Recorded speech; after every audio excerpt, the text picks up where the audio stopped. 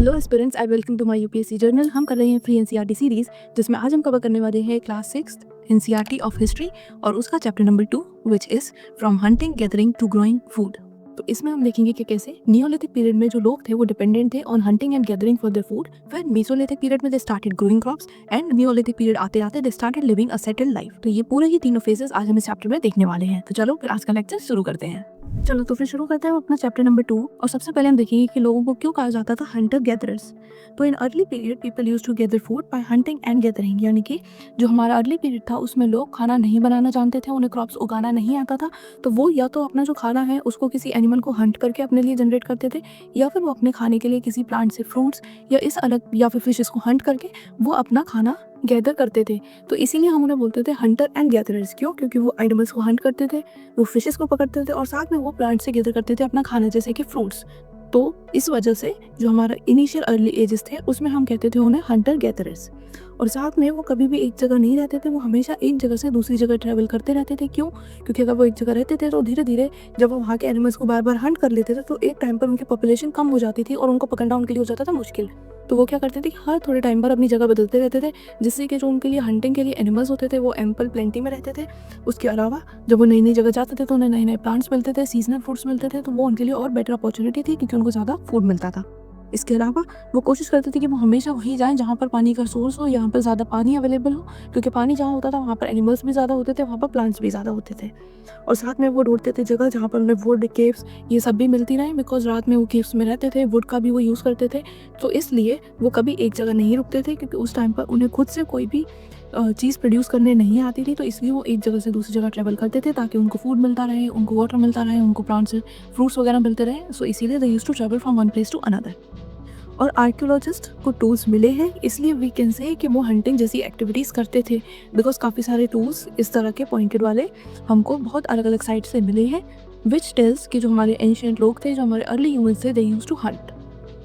अब एक हमारी ऐसे ही आर्कियोलॉजिकल साइट है जो कि है इन मध्य प्रदेश, जिसका नाम है भिमबेटका केव्स। ये हमारी बहुत ही इंपॉर्टेंट आर्कियोलॉजिकल साइट्स है। इनको डिस्कवर किया था डॉक्टर वी.एस. वाकंकर ने इन 1957, और ये है हमारी यूनेस्को वर्ल्ड हेरिटेज साइट भी, यानी कि इनका है बहुत ही important cultural and historical importance. इस वजह से ये है हमारी यूनेस्को वर्ल्ड हेरिटेज साइट्स। अब ये कहाँ पर है? ये है मध्य प्रदेश में, और यहाँ से हमें इन्फॉर्मेशन मिलती है about pre historic, Palaeolithic and mesolithic period. यानी कि इन साइट्स में जो हमें आर्कियोलॉजिकल रिमेन्स मिले हैं वो हमें बताते हैं about pre historic, Palaeolithic and Mesolithic period. अब ये दोनों क्या है वो मैं आपको बताती हूँ। पैलियोलिथिक सबसे पहले देखते हैं, तो ये बना है दो वर्ड से मिलके। नंबर 1 पैलियो, जिसका मतलब होता है ओल्ड, एंड लिथिक का मतलब होता है स्टोन। तो पैलियोलिथिक क्या हो गया? ये हो गया हमारा ओल्ड स्टोन एज। ठीक, और इसका टाइम पीरियड कब से कब तक है? 2 मिलियन ईयर्स अगो से लेके 12,000 ईयर्स अगो तक। ये हो गया हमारा old stone age, palaeolithic age. फिर हमारी आती है मीसोलिथिक एज। ये बना है दो वर्ड से मिलके, मीसो जिसका मतलब होता है मिडिल, एंड लिथिक जिसका मतलब होता है स्टोन। तो ये हमारी हो गई मिडिल स्टोन एज। इसका टाइम पीरियड है 12,000 ईयर अगो से लेके 10,000 ईयर्स अगो। अब जो हमारा पैलियोलिथिक पीरियड था, इसमें लोग क्या करते थे? हंटर गैदरर्स, यानी कि वो हंट करते थे और वो गैदर करके अपने लिए खाना गैदर करते थे। अब मीसोलिथिक पीरियड में क्या हुआ? मीसोलिथिक पीरियड में हुआ एक एनवायरनमेंट चेंज होने लगा, जिसकी वजह से क्या हुआ? ज़्यादा बारिश पड़ने लगी, और इसी का एक रिजल्ट था कि जो हमारे ग्रासलैंड्स थे वो भी डेवलप होने लगे।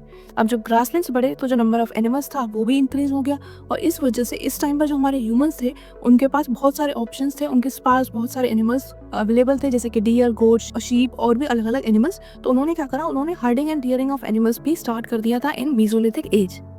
ठीक है, क्यों? क्योंकि इस टाइम पे एनवायरनमेंट चेंज हुआ था, ग्रासलैंड्स बढ़े थे, तो नंबर ऑफ एनिमल्स बढ़ गए थे, तो इसीलिए उन्होंने herding and rearing of animals start कर दिया था। उन्होंने किन एनिमल्स को रखा था? शीप, गोट्स एंड कैटल्स, यानी कि वो इन्हें अपने साथ रखते थे। जब भी वो एक जगह से दूसरी जगह जाते थे इन्हें लेके जाते थे, और साथ में इनसे जो वो प्रोडक्ट्स मिलते थे उनको वो यूज़ करते थे, लाइक मिल्क या फिर मीट। ठीक, और इसके अलावा क्योंकि अब ग्रासलैंड्स आ गए थे, ग्रासलैंड्स बहुत अच्छे अमाउंट में डेवलप हो रहे थे, तो इस टाइम पर जो ह्यूमंस थे उनको भी क्रॉप्स को ग्रो करना आ गया था। किस पीरियड में आए थे? मीसोलिथिक पीरियड में, और वो ग्रो करने लगे थे व्हीट, राइस एंड बार्ली जैसी क्रॉप्स।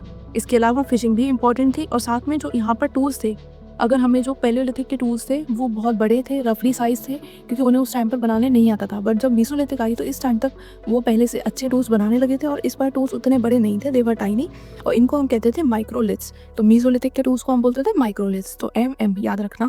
जो फर्स्ट एनिमल इन्होंने टेम किया था ह्यूमंस ने वो था डॉग, तो dog was the first animal to be tamed. और ये सारा कुछ हुआ था हमारा मीजोलिथिक पीरियड में। उन्होंने क्रॉप्स उगाना भी सीख लिया था, उन्होंने एनिमल्स को फॉर रियरिंग एंड हर्डिंग भी रखना स्टार्ट कर दिया था। साथ में उनके जो टूल्स थे वो हुए थे चूते, जिन्हें हम बोलते थे माइक्रोलिथ्स। और first animal to be tamed था वो था हमारा डॉग। अब ये सब हमें कैसे पता चला? वही हमारी भिमबेटका की जो केव्स थी वहाँ पर हमें मिली हैं फर्स्ट प्री हिस्टोरिक पेंटिंग्स। अब इस पेंटिंग्स में क्या करते थे लोग ना, ड्रॉ करते थे इमेजेस एंड सिंबल्स जो वो देखते थे वो केव्स के ऊपर ड्रॉ कर देते थे उनकी वॉल्स पर। और अब जब वो हमें मिलती हैं तो हमें यहाँ से बहुत सारी इन्फॉर्मेशन मिलती है अबाउट दैट पर्टिकुलर पीरियड, कि लोग कैसे रहते थे, कैसे कैसे एनिमल्स थे, कैसे कैसे उनके टूल्स थे। तो ये सारा कुछ ही हमें इन पेंटिंग से पता चलता है। तो these paintings are very much use and help for our archaeologist. ठीक, तो यहाँ पर हमें भिमबेटका केव जो एमपी में है वहाँ से हमें बहुत सारी प्री हिस्टोरिक पेंटिंग्स मिली हैं, जिनसे ये हमें पता चला है कि यहाँ पर एनिमल्स भी आ गए थे मेसोलिथिक पीरियड में। साथ में फायर का यूज़ भी वो करने लगे थे, क्योंकि हमें ऐश के ट्रेसेस मिले हैं विच मेक्स इट क्लियर कि जो लोग थे वो फायर का यूज़ कर रहे थे। फायर के अलग अलग यूज़ हो सकते हैं, जिनमें से कुछ यूजेस हैं जैसे कि it was being used as a source of light. रात में वो फायर का यूज़ करते होंगे जिससे कि वहाँ लाइट रहे। इसके अलावा इनिशियली तो वो मीट ऐसे ही खा लेते थे, बट जब फायर आया तो दे वुड हैव लर्न कि कैसे मीट को रोस्ट कर सकते हैं, then they can have it. इसके अलावा रात में क्योंकि एनिमल्स वगैरह आते थे हंट करने के लिए, लायंस, टाइगर्स, तो वो क्या करते थे वो फायर चला के रखते थे, तो उससे एनिमल्स डर जाते थे और वो उनके पास नहीं आते थे। तो एक तरह से वो प्रोटेक्टेड भी रहते थे विद फायर। इसके अलावा सर्दियों में क्योंकि इतने उनके पास कपड़े नहीं होते थे, they didn't know how to protect, so fire एक ऐसी चीज़ थी जिससे उन्हें वार्मथ मिलती थी, उन्हें गर्मी मिलती थी, and this was helping them to survive in winters. तो हमने फायर का भी देख लिया कि फायर भी लोग यूज़ करने लगे थे और अलग अलग यूजेस थे जिसके लिए वो फायर को यूज़ करते थे। पैलियोलिथिक एज देख ली, मेसोलिथिक देख ली, फिर हमारा है नियोलिथिक पीरियड। नियोलिथिक 2 वर्ड से मिलकर बना है, न्यू लिथिक का वही स्टोन। तो ये है हमारी न्यू स्टोन एज। इसका टाइम पीरियड है 10,000 ईयर्स अगो से लेके 4500 ईयर्स अगो। अब इसमें क्या हुआ, इसमें लोगों की होने लगी न्यू लाइफ की beginning which was more of a settled life. वो एक जगह रुकने लगे, रहने लगे। People started living in same place for long time. अब क्या होता था, उनको क्रॉप्स उगाने आ गया था, वो एनिमल्स को रियर करना जानते थे, मतलब अब उनके पास एनिमल्स भी थे। तो अब एक जगह से दूसरी जगह जाना एक तो उनके लिए मुश्किल था, दूसरा उनके पास कोई रीज़न नहीं था बिकॉज वो क्रॉप खुद ही अब ग्रो करने लगे थे। तो जब उनके पास क्रॉप वो ग्रो करते थे तो उनके पास कुछ एक्स्ट्रा क्रॉप भी होता था, तो उन सबको स्टोर करने के लिए अब उन्होंने क्ले के पॉट्स बनाना भी स्टार्ट कर दिया था।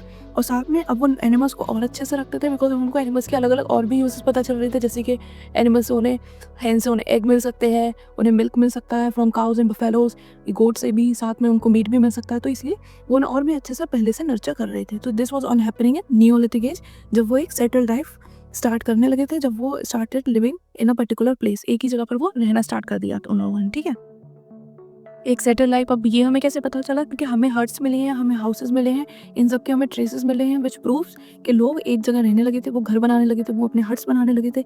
इसके अलावा कश्मीर में भी हमें अलग अलग साइड से पिट हाउसेस मिले हैं। पिट हाउसेस क्या होते थे कि वो एक घर टाइप बनाते थे, एक पहले नीचे एक पिट जैसी बनाते थे, तो ये घर ऊपर भी होता था और नीचे भी एक ही होता था, बट ये थोड़ा नीचे जाकर होता था, इसलिए हमने बोलते थे पिट हाउसेस। ये हमें कहाँ मिले हैं, कश्मीर। और जो टूल्स थे, जैसे कि हमने पैलियोलिथिक में देखा कि टूल्स बिल्कुल रफ थे, बड़े थे, फिर मेसोलिथिक में टूल्स का साइज छोटा हो गया, उनको हमने क्या नाम दिया, माइक्रोलिथ्स। अब न्यूलिथिक में क्या हो गया कि टूल्स पॉलिश भी होने लगे और साथ में जो उनकी कटिंग एज वगैरह थी वो बिल्कुल शार्प एंड परफेक्ट थी वो यूज़। तो उनकी जो टेक्नोलॉजी थी वो पहले से वो और बेटर इंप्रूव कर रहे थे, बेटर होते जा रहे थे। साथ में पहले हमें क्ले पॉट्स मिले थे, अब हमें उसमें भी बहुत अलग अलग वैरायटी और इम्प्रूव्ड पॉट्स मिलने लगे। और जो लोग थे वो न्यूलिथिक पीरियड में कपड़े भी पहनने लगे, like cotton they were using to wear. So ये सारी चीज़ें जो थी ये कब हुई, ये हुई हमारी न्यूलिथिक एज में। जैसे जैसे हमारी भिमबेटका केव्स थी जो कि हमारी थी आर्कियोलॉजिकल साइट्स, वो पैलियोलिथिक एंड मेसोलिथिक, उसी तरह भी है मेहरगढ़ जो कि हमारी न्यूलिथिक साइट है, जो कि हमें जहाँ से हमें ट्रेसेस मिले न्यूलिथिक एज। ये कहाँ पर है, ये है इन बलूचिस्तान पाकिस्तान, जो कि लोकेटेड है इन बुलान पास। बुलान पास एक इंपॉर्टेंट रूट है फॉर ईरान। तो यहाँ पर लोकेटेड है हमारा मेहरगढ़, जो कि एक इम्पॉर्टेंट न्यूलिथिक आर्कियोलॉजिकल साइट है। यहाँ पर लोगों ने सबसे पहले बार्ली ग्रो करना और वीट ग्रो करना सीखा था, साथ में rearing of sheep and goat also started from here for the first time. इसके अलावा तो यहाँ पर हमें एक और इंटरेस्टिंग चीज़ पता चली कि जो न्यूलिथिक पीरियड के लोग थे वो बिलीव करते थे कि मरने के बाद भी आपकी एक लाइफ होती है। इसीलिए वहाँ पर जो ग्रेव्स हैं उसमें जब लोगों के स्केलेटन मिले हैं तो उसके साथ साथ हमें गोट्स के खाने का आइटम्स, क्ले पॉट्स, ये सब भी मिले हैं, जिसमें लोग क्या करते थे उनके खाने का सामान, उनके कपड़े और साथ में गोट वगैरह भी उनके साथ ही बरी कर देते थे, ताकि जब वो अपनी दूसरी लाइफ में जाएं या जो उनकी नेक्स्ट लाइफ स्टार्ट हो रही है वहाँ पर उन्हें किसी भी चीज़ की कोई कमी ना रहे। तो ये हमें कैसे पता चला, from these sites in Mehrgarh, कि जो लोग थे they used to believe in life after death. और इसीलिए जब भी वो किसी को बरी करते थे तो उसके साथ खाने का सामान, एक गोट या कोई एनिमल, कपड़े, ये सब भी वो उसके साथ ही बरी कर देते थे, ताकि जो उसकी दूसरी लाइफ है उसमें उसे किसी भी चीज़ की कमी ना रहे। तो ये हमारा हो गया चैप्टर खत्म। अब एक बार हम क्विकली से रिवाइज कर लेंगे। सबसे पहले तो हमने ये देखा कि वो कहते थे हंटर गैदरर्स, क्यों? क्योंकि वो हंट करते थे और गैदर करके ही अपना फूड वो गैदर करते थे। इसके साथ हमें ये भी पता चला कि वो कभी भी एक जगह नहीं रहते थे, वो ट्रैवल करते रहते थे from one place to another. फिर हमने देखी भीमबेटका केव, जो कि इंपॉर्टेंट आर्कियोलॉजिकल साइट है। ये हमें बताती है about pre historic, Palaeolithic and Mesolithic period. Palaeolithic यानी कि ओल्ड स्टोन एज और मेसोलिथिक यानी कि मिडिल स्टोन एज। पैलियोलिथिक में लोग थे हंटर गैदरर्स और मेसोलिथिक में क्या हुआ, एनवायरनमेंट हुआ चेंज, ग्रासलैंड्स बढ़े, एनिमल्स बढ़े और इसीलिए स्टार्ट हो गया हर्डिंग एंड डियरिंग ऑफ एनिमल्स। साथ में ह्यूमंस को क्रॉप्स ग्रो करना भी आ गया। तो ये हमारा मेसोलिथिक पीरियड का इंपॉर्टेंस। इसकी भी जो यहाँ पर बहुत सारी हमें केव पेंटिंग्स मिली हैं भीमबेटका केव, जो कि हमें बताती हैं अबाउट दिस, जो कि ऐसा एविडेंस है अबाउट ऑल दीज थिंग्स जो कि हम पढ़ रहे हैं। और लोग क्या करते थे, वो जो भी देखते थे वो केव्स की वॉल्स पर ड्रॉ करते थे, तो इसीलिए हमें वहाँ से बहुत सारी इन्फॉर्मेशन मिल जाती है। इसके अलावा फायर भी लोग यूज़ कर रहे थे, क्योंकि हमें ट्रेसेस मिले हैं ऑफ ऐश, और उस फायर के उस टाइम पर अलग अलग यूजेस थे, like source of light, to roast meat, to scare animals and as source of warmth in winters. उसके बाद आई हमारी नियोलिथिक एज, जिसे हम बोलते हैं न्यू स्टोन एज। इसमें जो लोग थे उन्होंने एक ही जगह पर रहना स्टार्ट कर दिया था, क्योंकि उन्हें क्रॉप्स ग्रो करने आ गए थे, तो उन्होंने क्ले पॉट्स में बनाना स्टार्ट कर दिया था, जिसमें वो एक्स्ट्रा जो उनका प्रोड्यूस था उसे रख लेते थे। साथ में उन्होंने सेटल लाइफ जीना स्टार्ट कर दिया था, उन्होंने हट्स एंड होम्स बनाना शुरू कर दिया था। हमें कश्मीर की काफ़ी साइड से पेट होम्स भी मिले हैं। इसके अलावा जो उनके टूल्स थे वो बहुत ही बेटर थे, पॉलिश थे, शार्प थे, और ये जो लोग थे ये क्लोथ्स भी उन्होंने पहनना स्टार्ट कर दिया था। दे begin wearing clothes.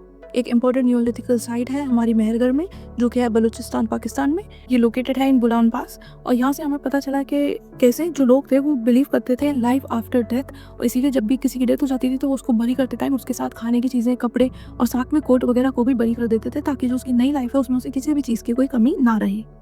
So with this हमारा ये चैप्टर हो गया खत्म। अब एक बार बुक से ये सेम चैप्टर पढ़ लेना, कोई भी डाउट हो तो कमेंट में पूछ लेना। साथ में नए हो तो चैनल को जरूर सब्सक्राइब करो, नोटिफिकेशन ऑन कर लेना, ताकि कोई भी नई वीडियो मिस ना करो, और कमेंट में बताना कि कैसे लग रहे हैं आपको ये लेक्चर्स। मैं मिलती हूँ आपसे नेक्स्ट वीडियो में। Till then bye bye, take care.